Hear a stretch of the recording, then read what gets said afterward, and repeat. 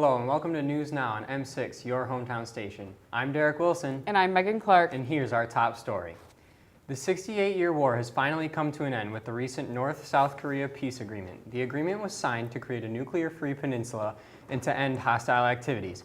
But this does not mean the conflict is over. Some are speculating the legitimacy of the agreement, as South Korea refused to remove U.S. troops from their country, and North Korea says they may conditionally give up their nuclear weapons. Kim Jong-un, leader of North Korea, plans to soon meet with U.S. President Donald Trump to discuss this conflict. The Iran nuclear deal was a hot topic several years ago. Israel is claiming Iran hid nuclear secrets in massive safes in an Iranian warehouse. Israel has shown proof, but we are unsure if these claims are true, as other countries such as Germany are analyzing the Israeli intelligence. In the latest disclosure relating to the ongoing Russian involvement in the U.S. presidential election, Robert Mueller illegally leaked classified information through a lengthy list of questions for Donald Trump. Trump later blasted him, calling it disgraceful as it made it to the media. Mueller is now said to believe the Russians were secretly connected to the Trump's campaign. A caravan of immigrants, which began in Central America, has arrived at the Mexico-United States border. These immigrants are fleeing their homes in search of better lives for their families. All of them are requesting asylum, but very few have been allowed to enter. Those who have been allowed to enter have been women and children. Michigan regulators have approved DTE Energy's request to build nearly $1 billion natural gas power plant. This power plant will be located in the Bell River Power Plant site in East China Township, St. Clair County. This is the first approval for such a large facility for a regulated utility in decades, and a move that coincides with the retirement of coal-fired plants. Construction will start in 2019, and the plant will be open in 2022.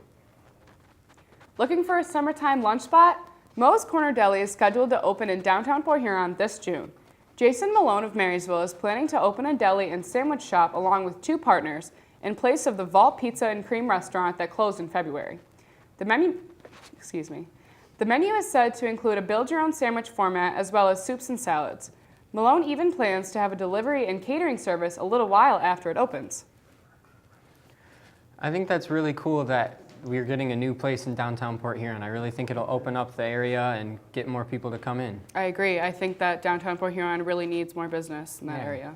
And now we're going to toss the ball to Josie with sports. All right, so let's jump in.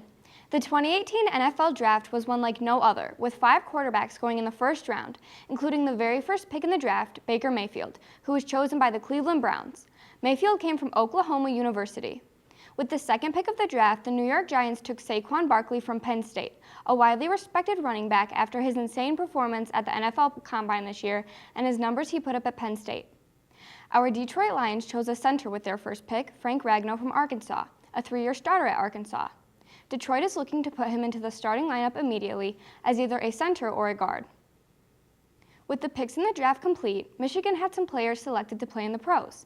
Ferris State's Zach Sealer being the first Ferris State player to be selected in the draft, he was selected by the Baltimore Ravens. The next big player to go was from the University of Michigan, center Mason Cole, going to the Arizona Cardinals. Michigan as a whole was very successful this year, having a total of 7 players selected in this year's draft. The NBA is moving into the second round of playoffs. The top-seeded Houston Rockets have a 1-1 series tie against the Utah Jazz. The top-seeded in the East, Toronto Raptors, are down 2-0 to the Cleveland Cavaliers. The defending champions, Golden State Warriors, have a 2-0 lead series against the New Orleans Pelicans. The favorite team to win the East, the Philadelphia 76ers, are rolling into the second round against the Boston Celtics. The NHL is also close to wrapping up their season with the 2018 Stanley Cup playoffs. The brand new NHL expansion team, the Las Vegas Golden Knights, have made their playoff presence known and will attempt to regain the series lead tonight. Also tonight, the Tampa Bay Lightning will fight to keep their advantage over the Boston Bruins. Last night, the Nashville Predators tied the series with the Winnipeg Jets at 2 games each. The Pittsburgh Penguins have also evened out their series with the Washington Capitals last night. Best of luck to all teams remaining in the playoff competition. The Vikings spring sports are in full swing. This has been a very successful week for our Vikings softball team. They got the opportunity to travel to U of M and play in the Big House. Our Viking baseball team has also had the opportunity to host Port Huron earlier this week. Stay tuned for more Viking action. We'll be back shortly with more news now after this short break. Sweetheart, think about your future. Jeff over there did, and just look at him. He saved up, bought a house, he's got a beautiful wife. They even had a fancy pants destination wedding, and oh, they had a baby! Ah! Smart and handsome, ooh la la.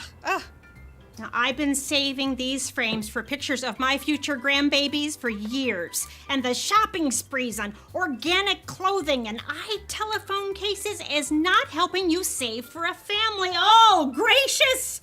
Look at that! He's a model! Oh. I bet you he's putting all that money right into a 401k or his baby's college fund. And his teeth are so straight. See how good saving can look at feedthepig.org. Feed the pig. Hello, and welcome back to News Now on M6, your hometown station. Now, Derek, I hear you have a rather strange story for us today. That I do, Megan. Gilberto Escamilla, a Texas man who pled guilty of stealing more than $1.2 million in fajitas while acting as a public servant, has been sentenced to 50 years in prison. Escamilla was employed at the Durrell B. Hester Juvenile Detention Center until August 2017, when it was discovered that he had been replacing orders for fajitas using county funds and then selling them for his own profit since December of 2008. When sentenced on Friday, Escamilla was also served with a maximum fine of $10,000 on top of the $1.2 million he was ordered to pay back for the cost of the fajitas. After being fired and arrested, Escamilla's house was searched by police, who found packages of the fajitas in his refrigerator. On a lighter note, early Tuesday morning, April 24th, before the sun rose, 13 semi-trucks teamed up to save a suicidal man's life. In Detroit, on I-696, state troopers asked the trailer truckers to stop moving and create a blockade on both sides of the interstate in hopes to prevent a man from taking his life. After about 3 hours, the man was successfully saved from the bridge and taken to a hospital to get the help that he needs. This act of kindness not only saved a life, but inspired people all over the nation to reach out and give a helping hand. I find it quite amazing that a man was able to steal $1.2 million worth of fajitas before anybody found out. I would agree. That is quite something. It took 9 years for people to figure it out. Yeah. But now we're going to head to the classroom with Michaela. Thank you, Derek. AP tests start on May 7th. Next Monday will be chemistry and psychology. On Tuesday, there's algebra-based physics. Wednesday, English literature and composition. Thursday, United States government and politics. And on Friday, United States history. This is followed by a second week of testing. The students have been preparing for a long time, and we wish them good luck. The senior class of 2018 will be getting out of school on May 25th. But before the seniors leave, they have to return any checked out books from May 21st to the 24th before and after school or during lunch. Chromebooks will be collected on May 24th and will be checked for any damages on May 18th and the 21st. On May 29th, there will be the baccalaureate in the auditorium, and the honors convocation will be on May 31st in the auditorium. There is mandatory graduation practice on May 25th at 8:30 a.m. Commencement will be on June 3rd at 2 p.m. at the Viking Stadium, but if there is poor weather, the commencement will be held inside of the gymnasium. The school year is ending, so it's time to start preparing for next year. Students will soon be applying for their new classes for the 2019 school year. The students will be called down by each grade and choose what classes they will have for the following year. Running is such a fun way to exercise. The sport brings people together and gets the best out of each individual. And on June 24th, running can help the children and patients of McLaren Port Huron Hospital. The Levi's 5K and 1 mile run will take place in mid-Michigan at Fisher Road on June 24th. Registration started on April 30th with a cost of $25, although the price will go up as the date of the event gets closer.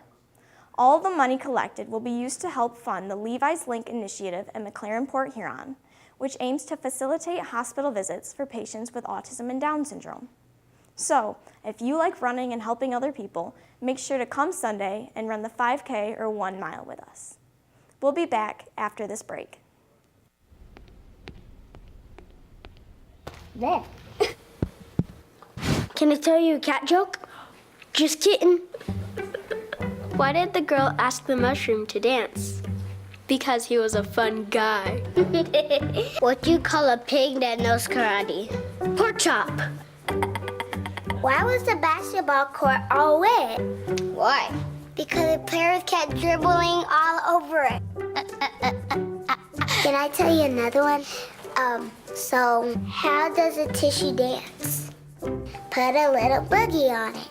What's Beethoven's favorite fruit? Banana. What is a boxer's favorite drink? Fruit punch.